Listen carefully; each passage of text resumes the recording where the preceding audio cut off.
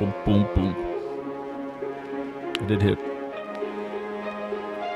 Sweet, it's recording. Talk about the bowl schedules. Since those have started, I think there's a game today. Is there? I seen Scott Frost lost his bowl. Yeah. I think there's a game today. I think it's Tulsa versus Central Michigan at 1:30. So it's 12:30. Bowls, there it is. Well, this is the Tommie Frazier Husker Nation podcast, episode 12, by the way. That was two-time national champ Tommie Frazier, and I am Dan Powers. Back after a couple of weeks. Yeah, back after a couple of weeks. The work is, people, we do have regular jobs, so we just can't stop our regular jobs to do this show. So we try to find time when we can. And the last couple of weeks, work just got busy for both of us. Yeah. Which is okay though, because there really wasn't much action going on anyways. So it's today the 19th, huh? Yes, today is the 19th. I was just looking at the bowls.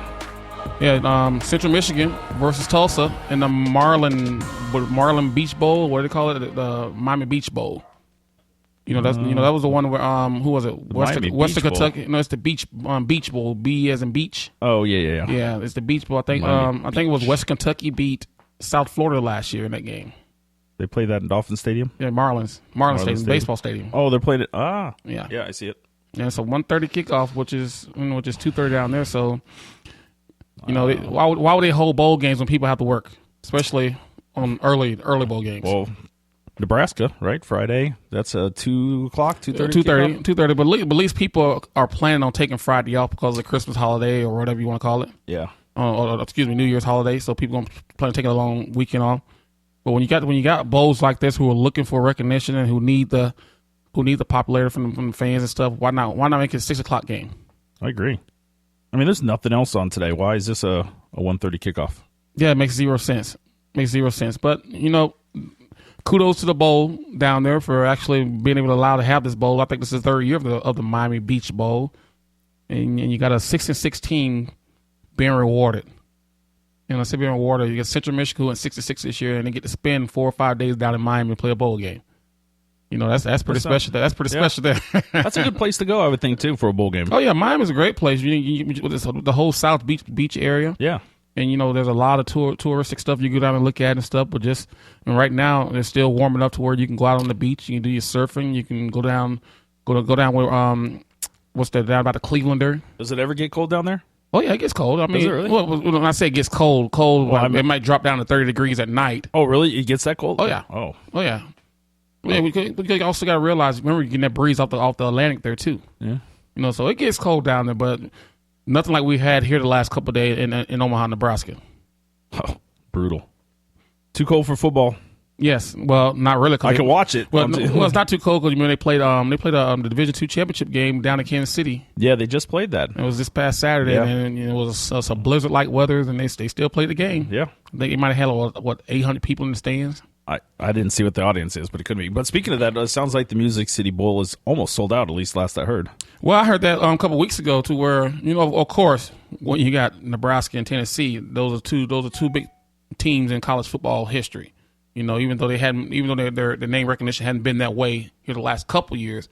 But when you think of Nebraska, you think of Tennessee. Both schools have won championships. Both schools have had great players that come out of there, wow. and also it's in Tennessee's backyard. And I think that's the reason why it's sold out. It's selling out because you're right in the backyard of Tennessee.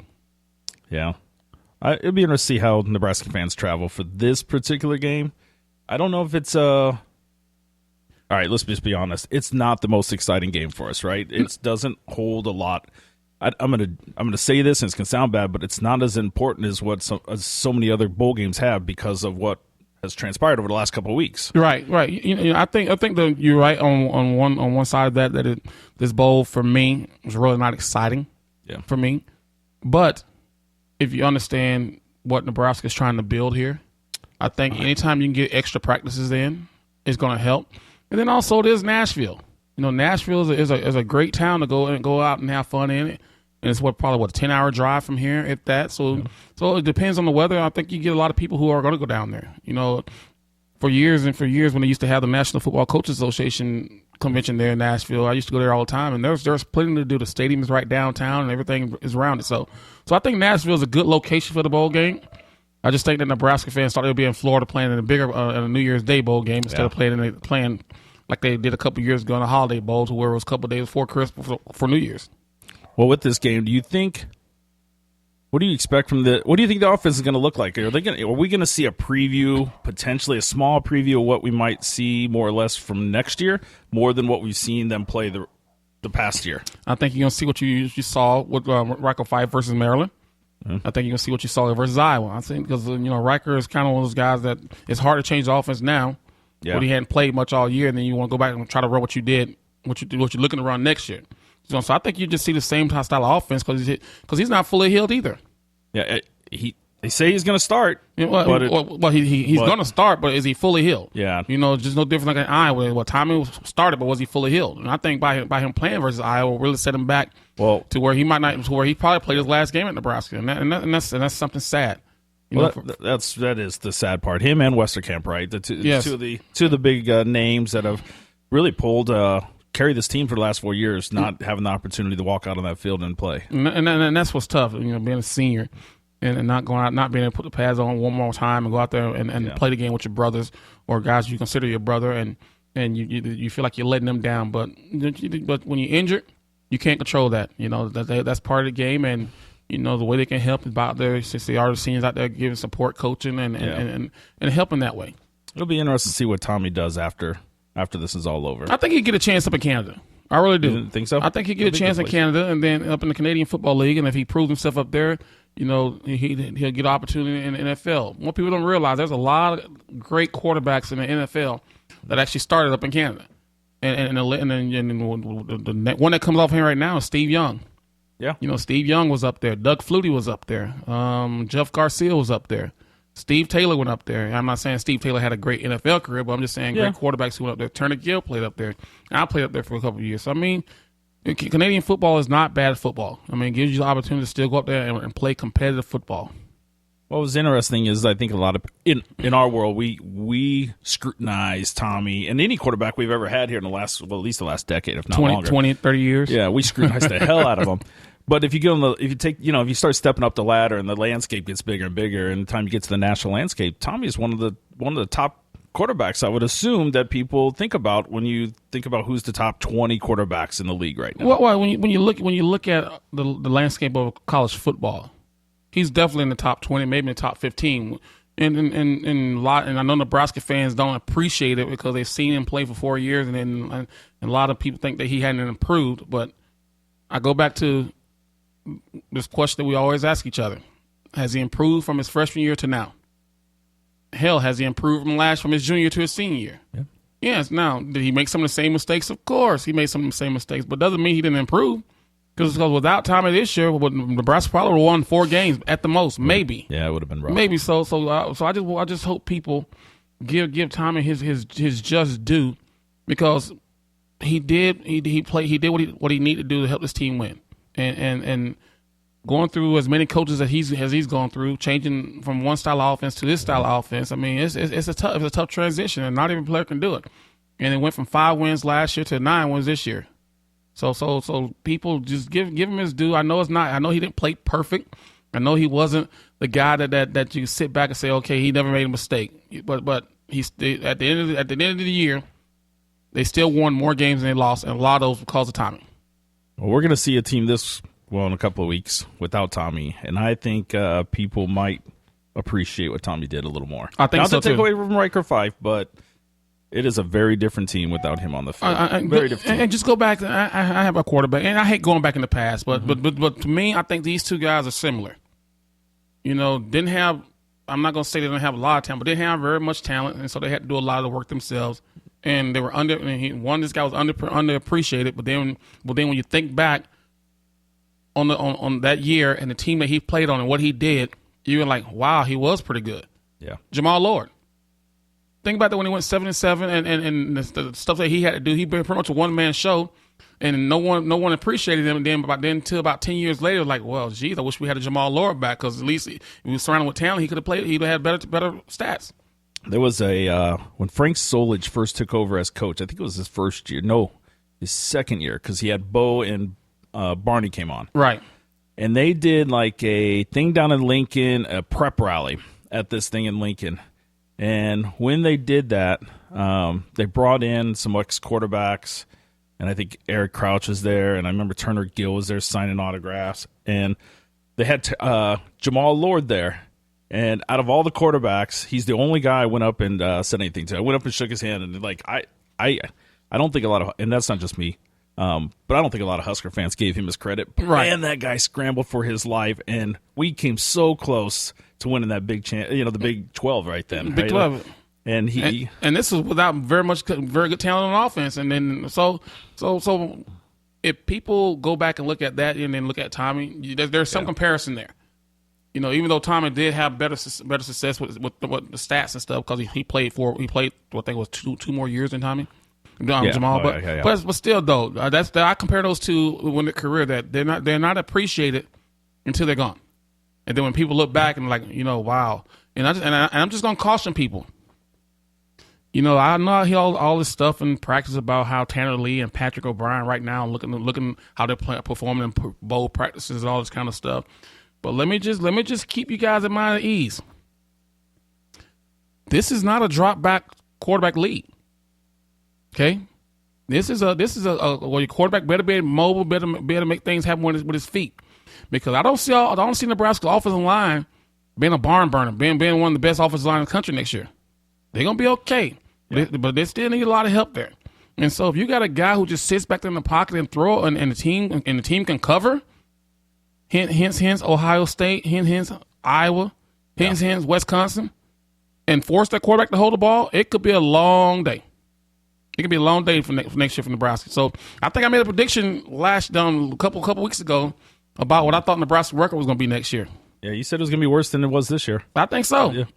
I really do. I talked about it since you said that. I've talked to a few other people, and as the more talk I've had about it, the more that the people I've talked with and myself even start to agree with that. When you think about, you talked about I didn't really think about the type of play we're going to have next year potentially for this league, where this probably matches up much bigger with the Big 12 or the Pac-12. Right. I don't know how this plays out in this league. Our schedule doesn't get easier next year. No. You got to go on the road to Oregon. Well, and people saying, well, Oregon, we will beat them this year. Well, you got to realize you barely beat them this year, and still on the road. They have a new coach, and he just hired a great defensive coordinator in Jim Leavitt, a guy who built the University of South Florida to where it was before they kind of kicked him out the door. So I'm not going to look at Oregon as an easy game. No, I wouldn't. Because they're going to have a lot of the talent back that they had this year, but they're probably going to be better coached. And me saying better coach, they're going to have a rhyme and reason why they do things. Because I thought Oregon cost themselves the game here in Lincoln by going for 2 points every touchdown. If they would just settle and kick the field goals, I thought Oregon would have won the game. Because I think they only converted 1 out of 4? Yeah, it was something like that. 1 out of 4, 1 out of 5. I still don't know why they did that. Something needed a while. But I mean, they must have looked at. They really just must have seen something, a flaw. It reminds me of the Pittsburgh Steelers of the NFL. Pittsburgh Steelers a couple games ago when they played Dallas Cowboys. Every time they scored a touchdown, it went for 2. Yeah, I don't get that, but hey, that's why I'm gonna get paid the big bucks. Yeah, next year. I mean, it's a very similar schedule to what we have this year, almost identical, right? Fresno State, Wyoming. Which Wyoming? Why? Oh wait, no, I'm looking at the wrong. You're looking at this year. I'm looking at this year because I don't think they can play Wyoming for a couple of years. All right, I'll have to bring it up. Anyway, it's not that much different, I don't think, from this year. I think because we're still in the. I really would like to see this schedule. But what I'm getting at though is that even if the schedule's the same, other teams are going to get better. Yeah, and that's what I'm looking at. Other teams getting better, and Ohio State is going to be a lot better, especially if JT Barrett comes back. Because I think he's a junior. Wisconsin's going to be better because they're going to have a quarterback who has experience instead of alternate quarterbacks. They're going to finally have a quarterback who can get it done. Okay, the defense is always going to be consistent. Iowa is going to be better, and they beat Nebraska twice in 2 years in a row. Yeah. Okay. So that's what I'm looking at. The top teams that we have to beat to get somewhere, we're not going to do it. Yeah. No, you're absolutely right. It's going to be, well, I believe you're right. No, we kick off Arkansas State next year. And Arkansas State just won their bowl game. Arkansas State. Oh, and we have Northern Illinois. They're not a bad FCS or a smaller Division I school team. They're normally known for knocking off a Division I school. Yeah, they've not been bad. And then, of course, we got Rutgers, which... Well, they just hired a new offensive coordinator today. I don't know if you saw that. Oh, I didn't see that. Jerry Kill. Really? Jerry Kill, the former head coach of Minnesota. Yeah. He was down at Kansas State as an assistant or social athletic director. I thought he was just going off, taking retire because of his medical situation. Well, that's what everybody thought, but they announced this morning that he's now the new offensive coordinator for Rutgers. Wow. And so I mean, he beat Nebraska several times when his offense with the style of offense. Ooh, we got Penn State next year. There's Penn State in Happy Valley. Yeah. Now throw Penn State on top of Iowa, on top of Wisconsin, on top of Ohio State. Yeah. There's 4 losses. I think there's 4 losses right there. I honestly do. I don't think Nebraska's gonna be well enough next year to win those games. My struggle with Nebraska next year is gonna be the same as this bowl game. I don't think we have the talent at the running backs position. Well, I don't care about running backs. You don't care about running backs? I don't care about running backs. How are we going to be successful passing if we can't establish that game? It's not, to me, who makes the running game goes? Offensive line. So put the pressure on the offensive line. If the offensive line can blow guys off the ball, then they'll be successful. And I go back to look at any team. As a matter of fact, look at the top team in the country right now. Yeah, Alabama. Mm-hmm. What's the 2 constant things about that program? They run the football and they stop the run, the line play. Yeah. Now let's look at the quarterbacks they've had, and then let's look at the running backs that Alabama's had. But the constant is they're gonna have a powerful offensive line. They're gonna run the ball. So all they do is just plug in the quarterback, plug in the running back, but the offensive line better be physical, and defensive line the same way. So there's the formula. There's the formula. That's the same thing that Coach Osborne did all those years. He built strong offensive line and built strong defensive line, and then plugged in the skill people where they need to be plugged in. But the offensive line was most constant. We're gonna be a powerful running team. Yeah, we're not that. No, we haven't had the pipeline, right? We haven't had that type of offensive line, and I don't even think you need the pipeline. And that's misleading. I shouldn't even say that because that was a unique. It's not misleading. But what you had there, the pipeline came because you had guys who were developed throughout the program. When they got there, they created the name themselves. I don't think we have enough. Well, isn't it fair to say that the only reason their pipeline exists is because the history, Osborne put a system in place to build that, and right. then we finally hit the peak. Right when you were there, right. We had a peak, and we had just so much depth and talent there. Right, and then when one guy went down, the next guy stepped up. The problem with Nebraska right now, they're and there's not. Everybody has their own philosophy of recruiting. Yeah, they do. Yeah, but how many offensive linemen are they recruiting right now? How many commits do they have? Well, we just lost another one, it sounds like. Well, tight end, I don't care about tight end. Yeah. You can go find a diamond in the rough tight end, late in the market, all that kind of stuff. But I'm just talking about offensive linemen. How many commits of offensive linemen do we have right now? That's a good question that I'm not sure of, but they don't talk about them when we have them. No, but we can go out and try to sign 4 and 5 receivers. It seems like the tactic is really heavy quarterback receiver play. And I could be totally wrong, but it feels like they're counting on the walk-ons more or less for that. And that's fine, but you still got to go out and get talent. Mm-hmm. And Ohio State proved that when you got 4 and 5 stars and you out there with a bunch of 2 and 3 stars, which there's nothing wrong with that. Yeah. But if you're not developing them, but do we have a system to? Yeah. And defensive line is going to be okay because they got some young guys there, but offensive line, I'm afraid, I'm scared. What's going to happen at linebacker next year, too? Linebackers, I just think we lose Rose, we lose Banderas, I believe. I think we lose Banderas. But I think they have enough young guys. I think they have with Newbie and Young and guys right. like that. I think there's enough young guys there. Yeah, but my concern is the offensive line. You got you at running back. You say you got Trey Bryant, correct? Yeah. Hopefully, you also got Wilbon. Then you got a Zigbo. You got 3 quality running backs, and Trey Bryant I think is going to be a good one by the time he leaves. But you got to get him help on the offensive line. Because there's only so much a running back can do. If you look at every good running football team in the country, the one thing that you see is their offensive line plays well, game in and game out. Yeah. Nebraska doesn't play well when you know they're running the football, they can't do it. So I don't care who you have at quarterback. I really don't. Because if you can't protect them or you can't block the run, it's going to be a long day. I think it's kind of interesting how much we're hearing over the last couple of weeks about Tanner Lee and Patrick O'Brien. Man, I'm telling you, I hear a lot about that too. I don't care what they do until they get behind that center and when the game is on the line. Is it a PR? You think there's any chance this is a PR play to keep the negativity off of what we're about to go into? What potentially? I don't could think be? so. I think it's the players, and the players are even saying it. Yeah. So I don't think it's a PR deal.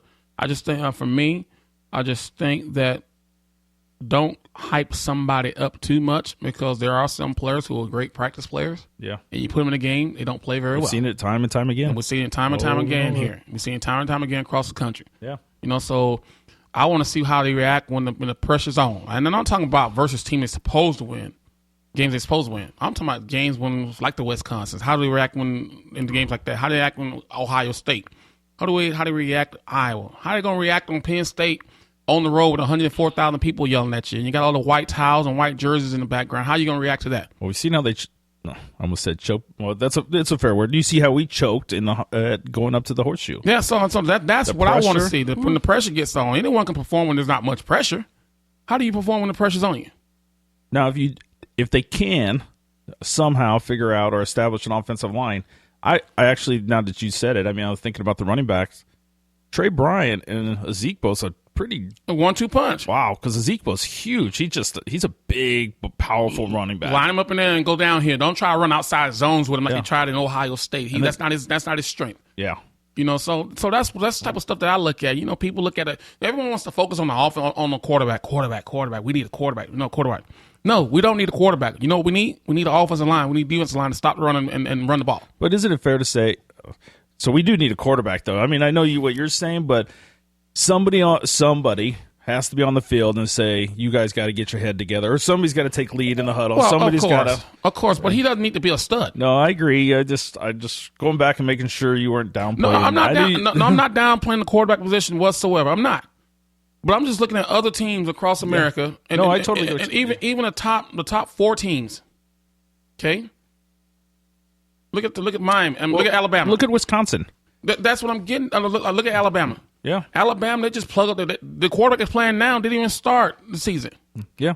He was the number 3 guy. And these guys got injured. They put him in there, and he played well. Did he make mistakes? Yes. But they still had the same offensive line. They still had the same defensive line. Okay. Look at Ohio State. This wasn't JT Barrett's best year. No, he didn't look that good this year. But they still had 1,000-yard ones, a 1,300-yard rusher, and they still ran the football. Now, The problem with Ohio State is that I think their coordinators get in the way of them. Because the game plan they use most of the time, I mean, you don't know what they're going to do. Right? Look at Washington. Yeah. Yes, they have a young stud quarterback. But they also run the football. They also have played great defense. Look at Clemson. Clemson's biggest knock was the quarterback. He threw too many interceptions, but they still ran the football. Offensive line still played well. So that's what I look at. Yes, you do need a quarterback to keep everything together and then the whole thing's together. But the number 1 team in the country has a freshman player who makes more mistakes and they're still winning football games. Yeah. Why? Because they play great defense and they run the football. All right, so switching gears, or let's just I guess to finalize on the Nebraska-Tennessee, what do you hope? What do you expect? What I hope. Well, we all hope for a win. Well, I just hope. Well, of course you want them to win. But I just want them to go out there and put together a game plan to where they can be successful. Right now is the time to do the things that you do well. Yeah. And do those. Don't go out here and try to reinvent the wheel. It's no different than going back to last year's Foster Farmers Bowl or whatever they did, whatever you want to call it, bowl they played in last year when they beat UCLA. They didn't do anything fancy in that game. They did what they did well, and they repped it. Did what they did well and repped it. That's what I think they need to do this versus Tennessee. Because when you try to get too fancy, something's wrong. Because people forget Tennessee was looked at being the SEC champion. Well, they started off really good. Yes, and then they go to I think they went to A&M, and that's when they lost that game in overtime, and that's when everything started falling off. I think you're right. But beginning of the year, Tennessee was being looked at as one of the teams to make the playoffs because of the talent that they had, and so Tennessee is still a good football team. Oh yeah, they still have talent. They still and they played against probably better teams than Nebraska. I'm just keeping it real, being honest. Yeah. When you look at who they played against in the conference, a lot of those teams are better than Nebraska. So they're not going to be intimidating. Plus, it's going to be basically a home game for them. Their backyard, yeah, right. Their backyard. So I just want to see them go out there and not be fancy, and do what you do well. Continue doing it. In defense, play solid defense. Get back to the defense that you played early in the year. The last 3 weeks, 3 to 4 weeks, that wasn't Nebraska defense. No. That wasn't. No. You got guys missing tackles. You got guys out of position. Nebraska hadn't done it all year. Even versus Wisconsin, they had a couple big runs, but they still kept them in check for the most part. Seems like something mentally fell off. Something mentally fell off. Well, we'll find out. What other games outside of the Husker game? What other games are you excited about? I'm excited about the playoffs games. Yeah, Clemson, Ohio State. That'll be interesting. But I got my money on Clemson. Which last time we talked, it was right before the bowl picks, and you had me convinced that if Penn State won that game, I was convinced that Penn State was going to Final Four. Me, honestly, I thought it should have been in. Because based off what the playoff committee criteria was. Yeah. The reason why they did the BCS playoff committee, was because they wanted to eliminate anything else to where we wanted conference champions in there. And for Penn State to win the Big Ten championship, beat Ohio State, and I understand what they say. Well, Ohio State, their record, they were just already in because it was just too far apart. It didn't matter. Yeah. Doesn't matter. It's still lost. So what you have now, you have the SEC champion, you have the ACC champion, you have the Pac-10 champion, or the Pac-12, whatever you want to call them, and then you have the Big Ten number 3 team or number 4 team. Yeah, number 3 team. That doesn't make sense to me. No. You could actually almost make a better argument for Michigan to be in there, I think. Well, I can because Michigan lost to Ohio State. In a very Michigan lost to Ohio State. That's why. Very questionable loss. It's still it's no different. It's no different than Oklahoma State losing to whoever they lost to early in the year. No, you're right. It's still at the end of the day, it's still a loss. I can't believe that. I'm a firm believer that if Michigan would have beat Ohio State, Michigan would have been in there. Yeah. At this point, yeah. Well, they would have. They beat Penn State. They beat Penn State. But Penn State beat Michigan, and then they said, well, Penn State lost to Pittsburgh. People, are you not forgetting Clemson lost to Pittsburgh too at home on a field goal? Did you not? Are we forgetting that? I forgot it. I know. I bet you did. I did. You did. I'm looking at it right. Yeah. Yeah. They lost to them. It was late in the season too. 43-42. So don't give me that crap about Penn State losing to Pittsburgh or Pittsburgh beat Clemson, the number 3 team, so the number 2 team. Well, I'm hoping for Washington. I would love to see Washington upset Alabama. I'm always an underdog type guy, especially when it comes to Alabama. The only reason I root for Alabama is because my dad's from Alabama. But other than that, I would love to see the underdog win because if it goes back, if it's one of those, let me just say this: I want to see Washington keep it competitive. Because the one thing I don't want to happen is for Washington to go out there and lose by like 30-some points like Florida did in the SEC championship. Now you're going to start the debate. See, Washington should never been in there. It should have been Michigan, or it should have been Penn State. It should have been somebody else. But if they go in there and compete and keep it to a 14-point game, or even down the last minute and lose it at the end, then they're going to show, hey, we were deserving. But they go and get blown out, it's going to start the whole debate again. We tried to tell you they shouldn't have been there. Yeah. So I'm looking for that game. I'm also looking at the Orange Bowl. Which Florida is State, Michigan. Florida State, Michigan, right? Shots have already been fired by Jimbo Fisher. So I'm looking forward to that game. I'm also looking forward to the Rose Bowl. Yeah, USC and Penn State. I'm looking forward to that because that goes back to the traditional, when you had the traditional powers in the Big Ten. Yeah, that's yeah. So those games right off hand that I'm looking at. Wisconsin's going to play Western Michigan. I don't know. That one just don't do anything for me. And Western Michigan is a great football team this year. It just doesn't do anything for me, though. No, it doesn't. I think it's a letdown for Wisconsin. This is the only reason I bring it up. I think if I was Wisconsin, that's almost a little bit of a blow. Even though Western Michigan's 13-0, let's face it, they're not the same level. I would not expect them to play, but here's the thing, though. You still got to you get a team like that and you give them this much time to prepare. I think teams like that play better in games like that than teams like Wisconsin. Well, they got nothing to lose, right? They have nothing to lose and everything in the game. And Wisconsin's probably going to be they're going to be a little bummed about that going into that game, I would assume. Oh yeah, I think they will because they were one game away from possibly being in the playoff. Yeah, and that's where you wind up. Right. Florida, Iowa. No. No. Florida. Louisville, LSU. No, because Leonard Fournette's not playing, and they got a new. I mean, so some of these games are being hurt because some of the players aren't playing. Little Oklahoma and Oklahoma State, or I'm sorry, Oklahoma State and Colorado. That could be a good one. That could be a good one. The old Big 12, yeah, Big 8 rivalry. That could be a good game. It just depends on how well they put their defense performed since the defensive coordinator left, Jim Leavitt. So, coaching change is going to make a big effect. Look at Houston. Tom Herman leaves and they play San Diego State, and even though they did hire from within, but it's a different thing. It's a different deal when your defensive coordinator's mind is already out the door heading to Texas. Yeah, just looking through Pitt with Northwestern, Baylor, Boise State. No. Baylor shouldn't even been in a bowl game. No. Another intriguing game, Stanford, North Carolina. Yeah. Even though Christian, whatever his name is, the running back, said he's not playing and that he's going to focus on the NFL. What do you think of that? Guys who are skipping the bowl game just to focus on NFL. I think why people these people gave you scholarships.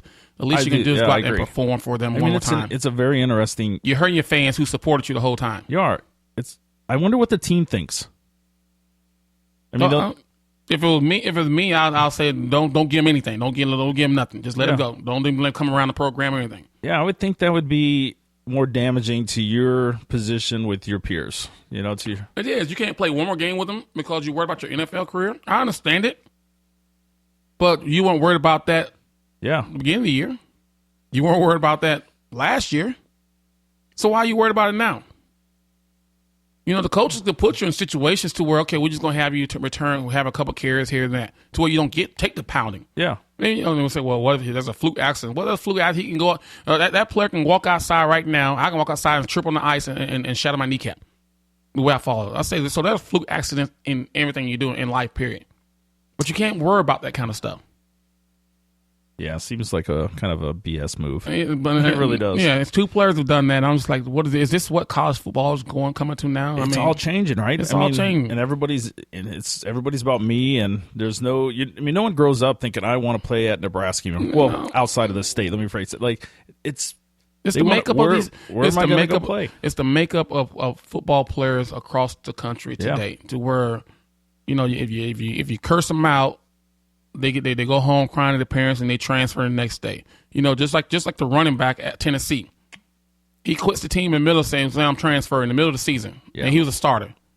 That would never happen in the 70s, 80s, and 90s. No. Never. But now all this stuff, it just these football players, these young men are from a different breed, and it's only going to get worse. Yeah, there was an interesting, and I'm trying not to go down too far down this tangent, but I listened to something yesterday that says why men are the way they are today. And it goes back all the way back to World War II and how men were more men. Mm-hmm. And then they eventually got pulled into the war, multiple wars. And then the women had to not only play the woman role, but then they played the man role. I was getting ready to say that. Men are the way they are today because more men have been raised by women. They've learned how to be men and dads or fathers or whatever from moms. We need more dads in these young men's life. Yeah, and I'm not a huge political guy, like get on tangents and all that kind of stuff. I don't put the blame on anyone because I'm not in that person's shoes or I don't walk that person's life.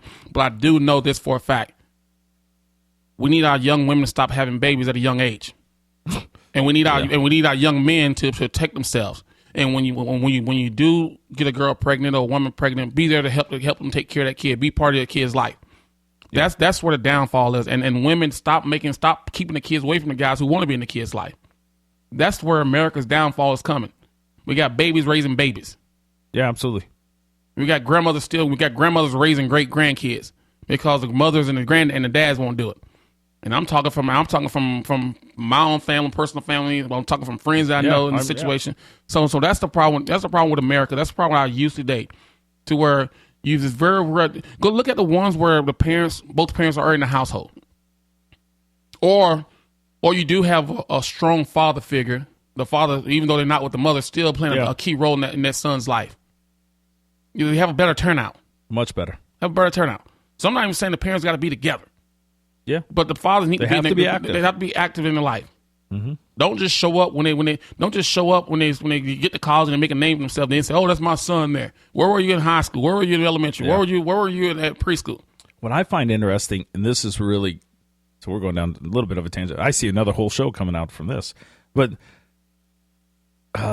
gay couples, lesbian couples, and here's what I find it, and I'm not against it or anything like that, but what I find interesting, or what I think is a struggle that we won't see until 20 years from now, is I don't think it's possible to raise a kid in that type of relationship and for that kid to get what it needs to be mentally strong and to go. It's not saying they can't go out and be successful. Right. I just think there's something there's a man. Two women are not the same as a woman and man. Two men are not the same. Like, there is something a kid needs from both parents. And that's understandable. And I'm not gonna say whether yay or nay that they can't do it or not. I just know this. Yeah. I just know this. That a strong male figure needs to be in a young man's life. I think it needs, and a young woman. A young woman needs to know what they should look at. Yes, and a woman needs a strong female figure in their life to show them, to guide them. I definitely. So for me, I don't look at it as two women raising a girl, or two women raising a boy, or two men raising a girl, or two. I don't look at it that way. I look at it, what kind of positive influence you're gonna put in that child's life to make them grow up to be modern citizens and understand what being a woman is and understand being a man is. That's what I look at. I probably made that sound a lot worse. I'm not anti that happening. No, trust me. Not at all. Trust me. You get a lot of people out there saying the same thing. That's not the first time I've heard it. Yeah, I think it's more difficult. Yeah, I think they have to have that figure. It maybe if it's two moms, I just think they got to find that male figure somehow to play a role. Maybe a grandfather or something. Right, they have to play that role. And that's why I get in. I'm not gonna say two women can't raise a fine gentleman and all that stuff. I'm not saying that, but they do need a strong male role model in their life. Period. Well, it could be a mother, a male and a female married, and the dad might be soft. Yeah. So they need to find a strong man, whether it's an uncle, whether it's a granddad, whether it's a school teacher, whether it's a high school coach, something. They need a strong figure in their life to keep them on the right track, and it can't be a part-time deal.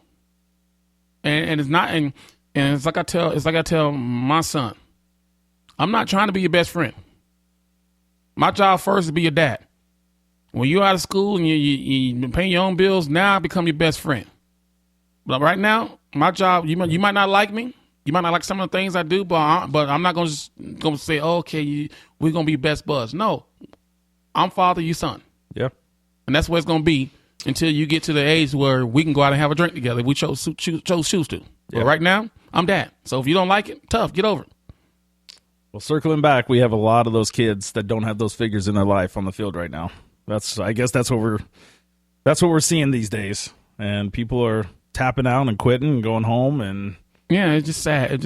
And we're going back and what got us on this when we talked about Leonard Fournette and Christian, whatever his name, McCaffrey, decided not to play in the team's bowl game because they just want to focus on the NFL, which I think is crazy. I think is dumb. I think they're not doing a service to the university that supported them for all these years. The least you can do is finish off what you started. Yeah.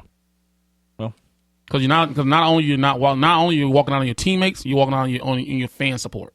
Well, just to go one step, just as, why we're on this, just another reason why people should appreciate Tommie a little bit more. Like when that guy went to the hospital, he couldn't get back in the stadium quick enough to be back with his team, right? Like, yeah.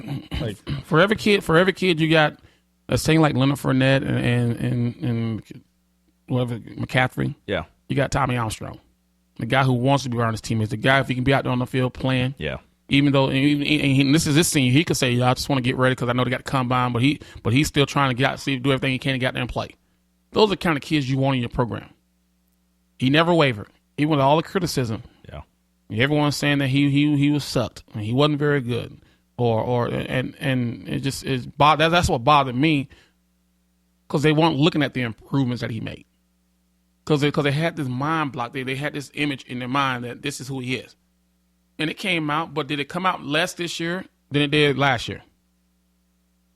That's what I looked at. We'll hear it again. No, we won't. It'll be a different quarterback, a different style. It'll be a different complaint, but they complained about me when I played. Oh yeah. There's always going to be naysayers out there. So it doesn't matter. Hell, they complain about Peyton Manning. What's the biggest knock on Peyton Manning? Oh, he couldn't win a big game in college. This state is just very. There's just something that was in this state for such a long time, and when it slipped, people got extremely angry. And every program has gone through it. That's why Nebraska fans need to understand. Every major program has gone through it. There's no other outlet, so people hang on and hold on to that stuff. And there are some decisions that were made on personnel and the administrative side that kept it this far down. Yeah. But the downfall started back in 1999. Yeah, that's when it all started, and people are afraid to say that even though they played for a championship in 2001, right. The downfall started in 1999. That team was very limited on what it could do. That's when the downfall started, 1999, in my opinion. And the 2001 championship when they played Miami and they lost that was just a cover up. Yeah, that was a Band-Aid on the wound. But look at after that what happened. And it starts in 99. Yeah.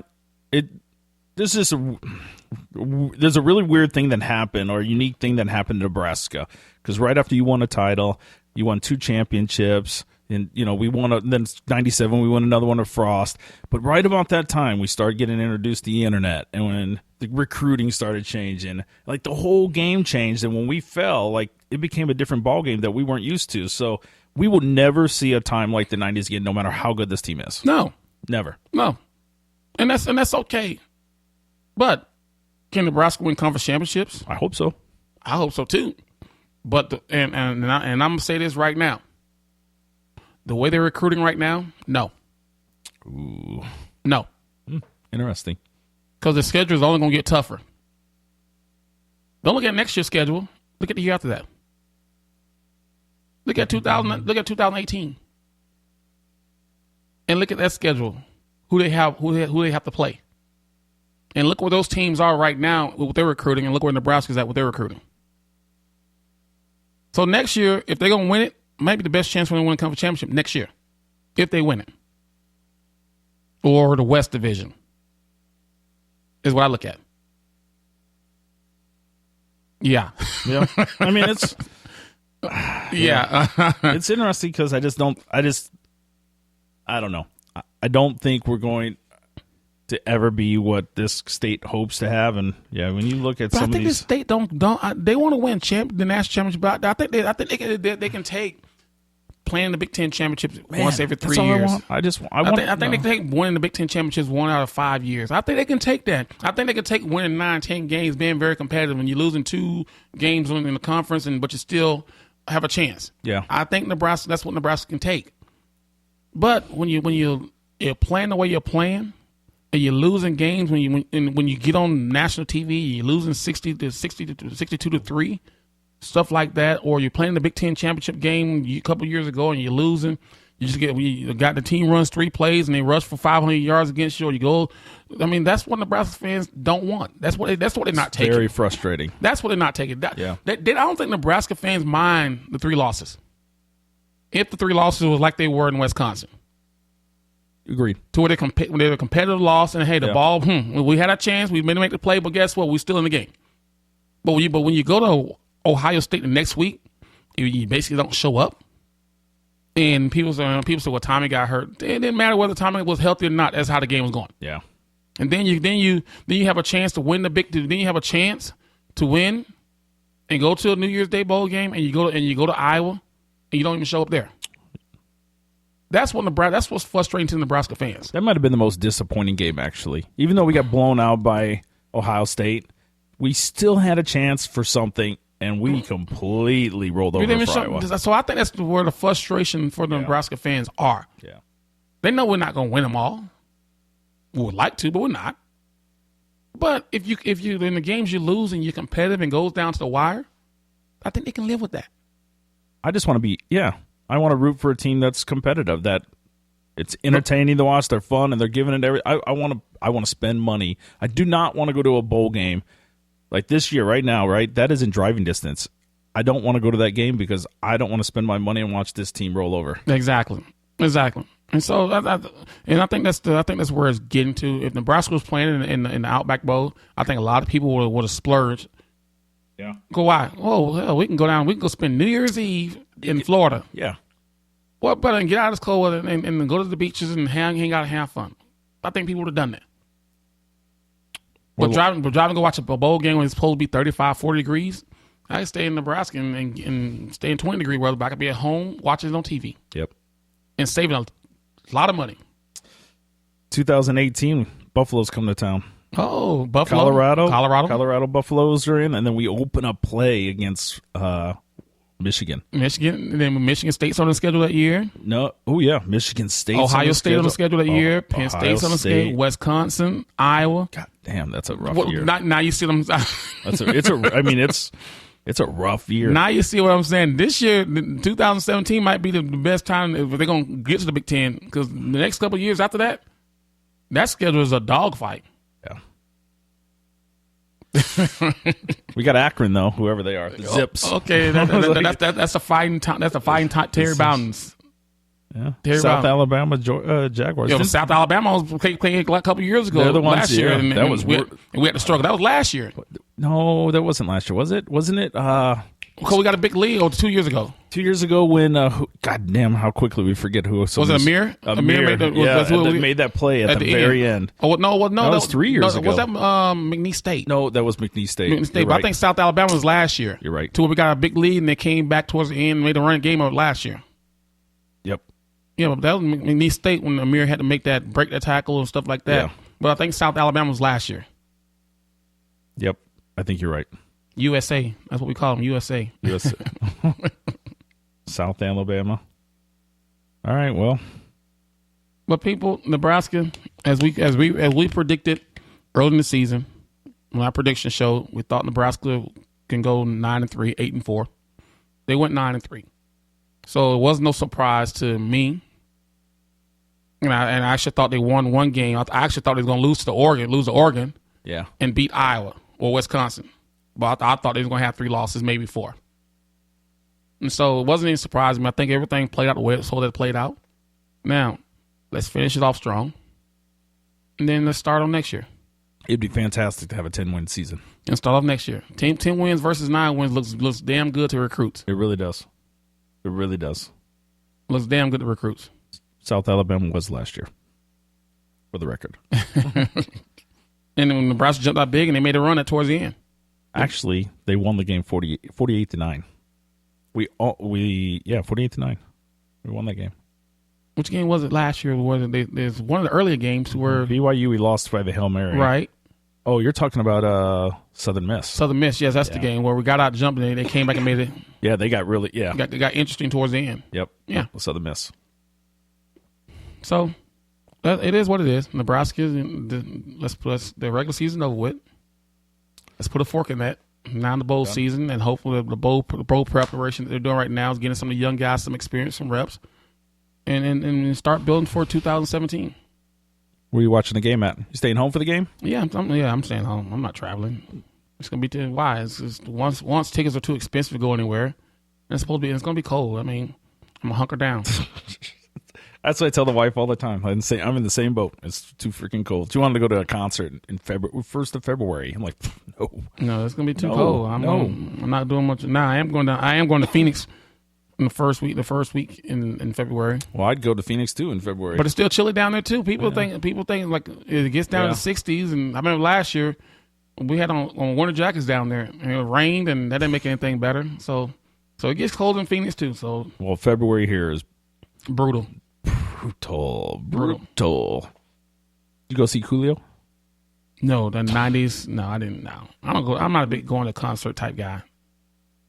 I know you are. You love going to concerts. I do go to a lot of concerts. When there's not a Nebraska game, or even when there is a Nebraska. I went to a concert this year, and I had it on my phone, and there was points where like the crowd was watching my phone. You were at Sokol Hall. Yeah. You went to one at Sokol. Yeah, that was entertaining.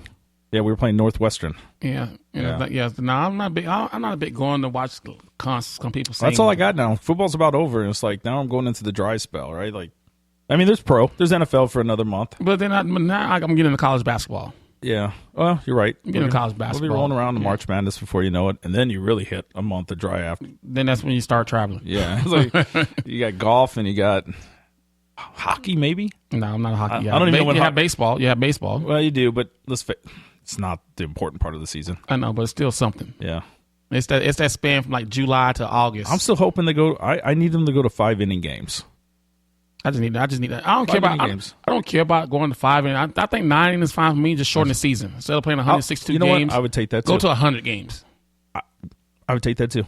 I like 5 innings because I just fall asleep at every game. I could never watch a whole game. But if the game was more important, right? If they shorten the season, then 9 games are important now. Yeah. Now you see them playing harder. Or you won't see pitchers sitting out. You won't see starters sitting out.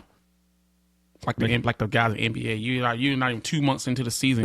You're resting. Oh, we're gonna rest him. What? Yeah, this guy making $33 million. You're gonna rest him? Yeah, that's insane. Yeah. All right, so maybe be back after the bowl game. Yeah, we'll be back after the bowl game. Got something to talk about? Oh yeah. And we start to talk about some of the commits that we got, some of the early January signings that's coming in. Yeah, there's some interesting things. Cal Nebraska is what they call them. Yeah. We'll see what they're creating a lot of PR for us. Yeah, We'll see what happens outside of that. Yeah, we'll see. Keyshawn was wearing all Nebraska gear at his son's state playoff game. Yeah, because he's all in. But I'm just saying. Oh, don't ask for something you really don't want. No. I worry about the other side of this. Thank you. Yeah, I really do. Don't ask for something you really don't want. Yeah, it could definitely play against us. Definitely. Yeah, that West Coast vibe. He's very vocal. Dad's very vocal. Yeah, but I think he understands it to where as being a top athlete and understanding that, hey, this is my son's career. I gotta let him decide and don't outshine him.